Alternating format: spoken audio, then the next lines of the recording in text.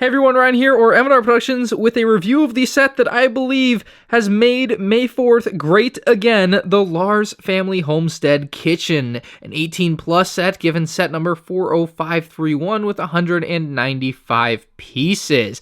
This set doesn't necessarily have a price, but was free with purchases of $160 or more from May 1st to May 8th, 2022 at LEGO stores and LEGO.com. The set has obviously very bland box art because it's 18 plus, and to kind of demonstrate how arbitrary the 18 plus marking can be, this set has a figure you could potentially play with if you're a kid, but the last 3 years of LEGO Star Wars May 4th promos have all been completely for display dioramas given ages 6 to 12, 8 plus, and 8 plus here, with no play functions or even possibilities to do any play at all. So it's just interesting how, it's 18 plus, it has the black box art, but 18 plus doesn't really mean anything in any real sense here. Moving on though, the side of the box is nice, and the back of the box more the same here with kind of a different angle of the kitchen and then some actual from the movie shots there. So very cool, let's open it up. It's nice to unbox a May 4th set knowing that there's actually going to be something good inside for the first time in, I don't know, almost a decade.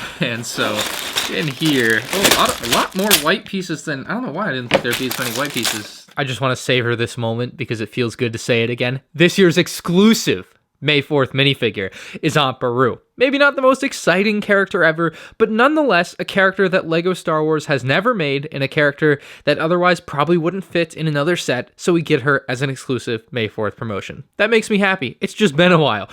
She's got some nice kind of shaggy hair. She's got this kind of evil look to. I don't know why. She just looks possessed. As far as her outfit goes though, she's got some nice detail around the torso, but the legs have absolutely nothing going on. Just completely blank, not even like a little bit of fabric folding going on like with the print, like what they'll do with the back of the torsos, where they'll just add in that little fold in the middle. There's nothing even going on these legs in that regard, so a little bit disappointing maybe in the detail department for some. The build process for this is surprisingly intricate. You've got a lot of great techniques that allow you to get such a smooth look for such a small room. There's a nice floor area here where you can place your minifigure along. Of course, Aunt Beru there, she can really be placed anywhere along there. It's just tons of studs.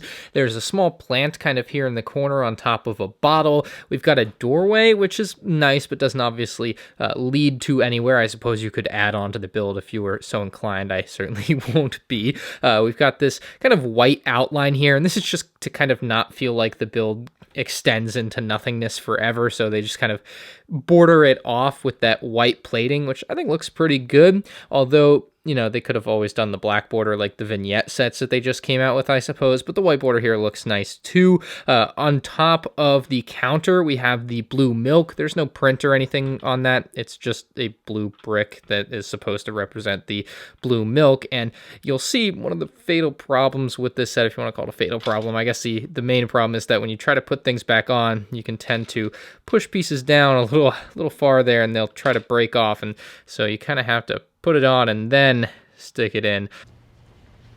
That's what she said. Speaking of interesting build techniques, there's these holes in the counter here that are fantastic. They actually put these pieces down through them, but it looks great either way, honestly. I thought that, from the one picture we had seen, these looked like they were kind of supporting the counter, but it turns out that they're just things for these to pop onto. And I don't know, I just thought it was a really cool build technique. You can see we've got the micro Luke's land speeder on the counter right there as well. So nice to see it represented. It doesn't get represented a lot in LEGO Star Wars, so seeing them looking out for the small little ship there is nice. There's a control panel right behind there as well, printed, looks rather nice. And then you can see kind of in the shelving units or in the cases here, it looks like maybe some cookbooks and certainly some utensils in there. You can open these up and access them as you please, although not really much interest of pulling out some plates, I guess. But yeah, the shelving here looks really nice and clean, all because of some great building techniques. I mean, this is just a really impressive set from a technical perspective. There you can see the back wall. Kind of gives you an idea that not everything is as it seems on the front side here. There's definitely a little bit of extra work that went into getting everything to look as clean as it does. But I'm a fan of it. It's nice that May 4th has basically returned to its former glory here as far as its promos go. Getting a minifigure alongside a build is something that's kind of a novel idea for LEGO Star Wars gift with purchase. Usually it's either been a minifigure on its own or a build on its own with nothing in between. And I would love to see more sets with this same concept. So as far as a gift with purchase goes, this one is probably one of the best conceptually that they've done for LEGO Star Wars, and I really hope to get more in the future.